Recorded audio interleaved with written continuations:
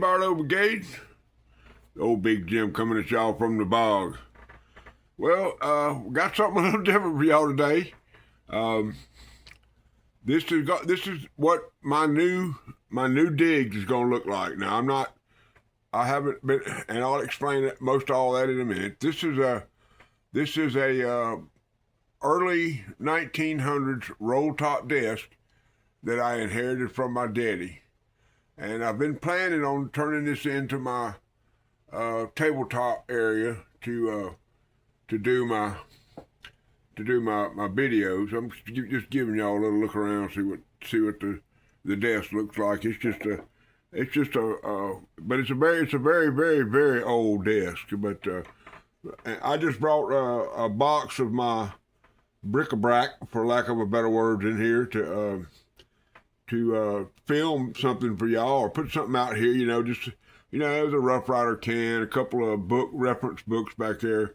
Of course, I'll get into the Gorilla Glue. There's a Gerber chunk sitting there. There's a elephant. I believe I got that one from I want to say Charlie Cook. I could be wrong. It might be Jeff Jackson. I'll have to go back and look. But I've got to wipe. I got to do a little wiping down. Maybe do a little oiling on this and get it. But I was trying to get something set up here to where I could show y'all where I'm going and what I'm doing. I'm trying in an attempt to get better things like the tang stamps and better looks at knives. The light has always been above me, and it's never been to where I can do like. And I have this knife open right here to show you. This is my Baron Son, but you see how much better that tang stamp shows up. Now this is the Baron Son 4-inch Barlow. Of course, I don't know anything. I haven't figured out my distances or any of that stuff. But the problem is, well, we'll go ahead and finish the pocket jump. There's a little pin that I tote with me. There's the flashlight that broke the internet, and there's a Barlow. This is a Spyderco Para 3, and then I tried to carry that big Berkeley knife that I showed on my final day of Fixed Blade Fridays, but it was just too big. So I had on a pair of like tactical shorts, so I brought out the SOG. This is a field knife, and it's a user, but just a great tactical knife. This is one of the early ones. This one was made in I don't know if I can find it or not, but this one was made in Taiwan. And the early ones are the good ones because they got the AUS-8 steel. Well, the new ones are okay too. They just don't. They got 17 CRV, I think 20 or 14. I don't know. One of them steels. I looked at it a little bit, but anyway. Here's the casualty. This is why I'm having to hold this. Now this is a cheap, $12 or $15 tripod that most every one of there's a price sticker off of one of Brother Rex's products. But anyway, this is the tripod that I have been filming most all my video when y'all are looking at my face. Okay. But I tried to turn it in a direction that it didn't want to go. And of course I broke it. So now we're at the mercy of Gorilla Glue. I'm trying to, it broke into 3 pieces. There's a little, you see that little brass thing right there, that fit into a groove and allowed it to spin. And then the other part right there broke into 3 pieces, and I got it glued up with a clamp. So that's a little case thing. That's a U.S. classic. It's a copperhead. It's not a lockback. It's a copperhead. And they call it, they have a number for it, but in the industry they call that the milkshake or the frosty. So anyway, there's a fixed blade right there. We'll talk about that later. But anyway, I just dropped it. I thought it was cool how the Rough Rider box slid right into those. I don't have any of this set up. I feel sure I'm going to bring all kind of, infirmary and bric-a-brac. I call it, like the the elephants, the Elefantes and the things like that. There's a little light that I got from Radio Geek Blades. That's a Shapley sign. I was gonna put it down here in the middle, but when I had to find something thick enough to hold that up to get that up there. But anyway, that's what I was toting: the Barlow, the Spyderco, and the thing. Now today I went on. I haven't been out of the house in probably, I don't know, a month, or haven't been away from Wiggins in a month. And I went to Ocean Springs today. There was a stamp show down there, fair, and I had a few stamps I was going to try to liquidate, but it turned out that they weren't worth anything. This is where we're at now. Let's see if I can do this without.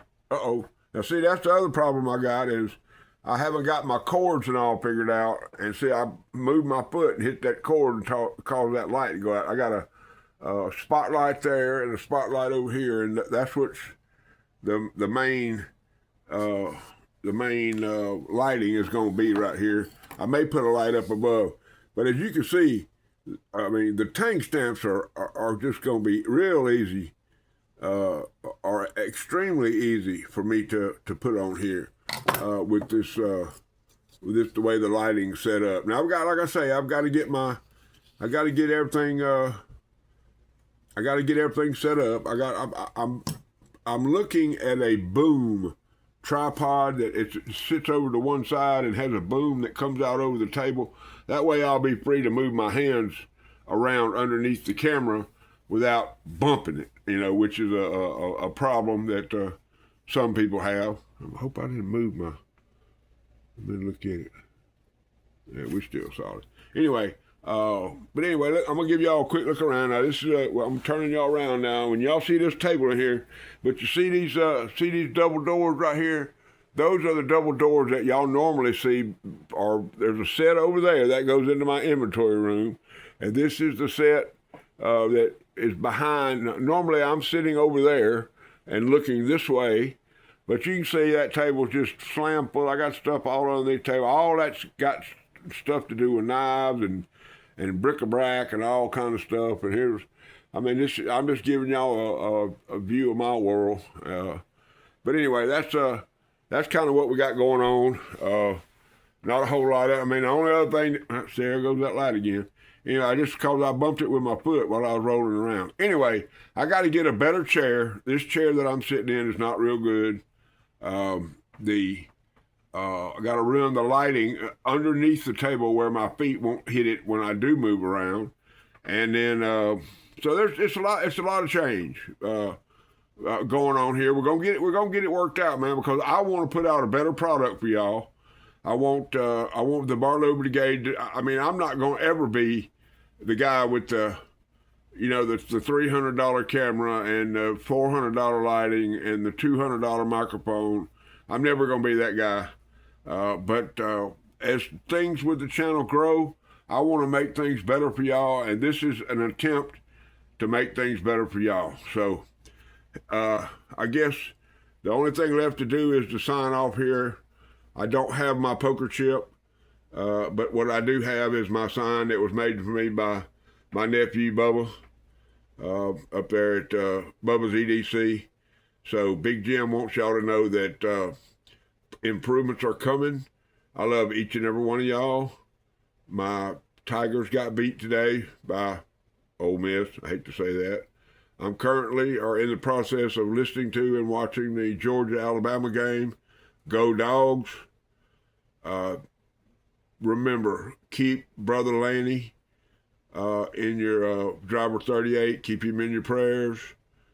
Jim Dugan. After I remembered who the heck he was, man, I got a funny photograph I'm going to give y'all tomorrow about it. But anyway, old Big Jim loves each and every one of y'all. I am glad y'all are part of the Barlow Brigade. Y'all remember that Jesus Christ is Lord in my life. And rule number 9.